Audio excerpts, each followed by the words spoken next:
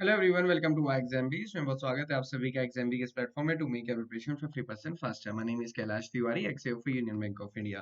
So students, this is the month of January and many of you are thinking that how you can target all the examination in one go, specifically when you are targeting 2025. Okay, nowadays I am getting lot of queries related to examination apart from the IBPS AFO. So this is a very good thing. मैं तो बहुत time से इस पे मेहनत कर रहा था कि आप IBPS AFO को डायरेक्टली ना टारगेट करें, क्लियर जरूर करें, बट यही सिर्फ एक एम नहीं होना चाहिए, आपके एम बहुत सारे होने चाहिए और उसमें एक ये भी एम हो। ओके, सो जब ये वाले मेरे पास क्वेश्चन आते हैं तो मुझे डेफिनेटली अच्छा लगता है, और साथ में मेरे पास बहुत सारे जो क्वेश्चन आ रहे हैं वो यही है कि बीएससी के बाद हमें क्या करना चाहिए, जॉब करनी चाहिए, एक्सपीरियंस होना चाहिए या फिर एमबीए करें, एमएससी करें, ये सारी चीजें। तो मतलब ये जो थिंकिंग वाली प्रोसेस है ये काफी अच्छा है, क्योंकि एक दो साल पहले मैं सही में कहूंगा बच्चे कुछ नहीं बोलते थे, सिर्फ एक बात बोलते थे कि सर बस आईपीएस एएफओ के लिए प्रिपेयर करना है।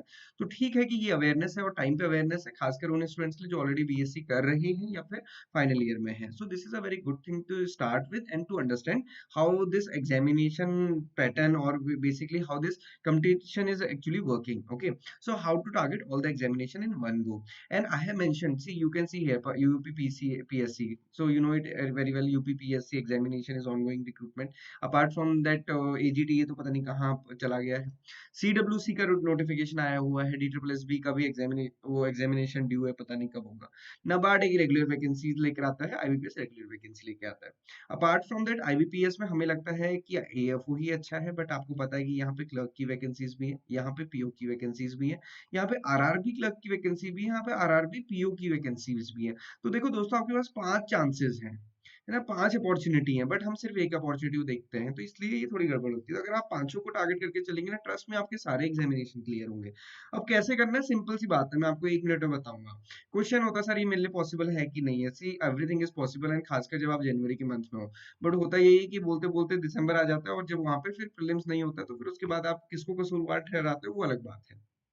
क्वेश्चन ये ज्यादा इसलिए आता है sir because I am from agriculture background, मेरा तो हिंदी वाला बैकग्राउंड है, मेरे को तो इंग्लिश में भी बहुत डिफिकल्टी होती है ना, ये सबसे बड़ा क्वेश्चन होता है। सो दोस्तों, जनवरी के महीने से आप सब कुछ स्टार्ट कर सकते हो। कैसे स्टार्ट कर सकते हो या बाकी सारे एग्जाम कैसे टारगेट कर सकते हो, उसके लिए ये टेबल देखिए। आईपीएस एएफओ एक ऐसा एग्जामिनेशन है जिसमें एग्रीकल्चर पूछा जाता है, क्वांट्स, रीजनिंग एंड इंग्लिश।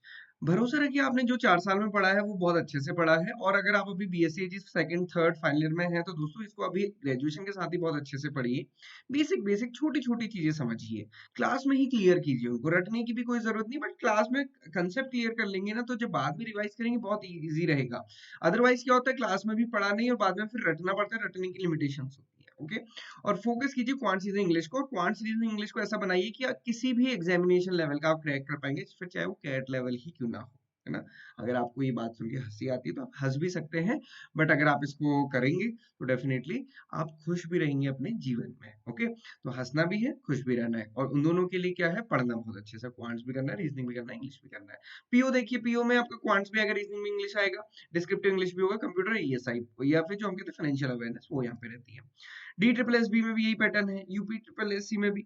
अब यहाँ पे देखिए एक नाबार्ड का एग्जामिनेशन है जिसमें एग्रीकल्चर है, क्वांट्स है, रीजनिंग है, इंग्लिश है, जीए है, कंप्यूटर है, ईएसआई है, डिसीजन मेकिंग। अब देखो सारे सब्जेक्ट है, तो मतलब ऐसे एग्जाम को टारगेट करो ना जिससे कि आपके ये सारे के सारे क्लियर हो जाए।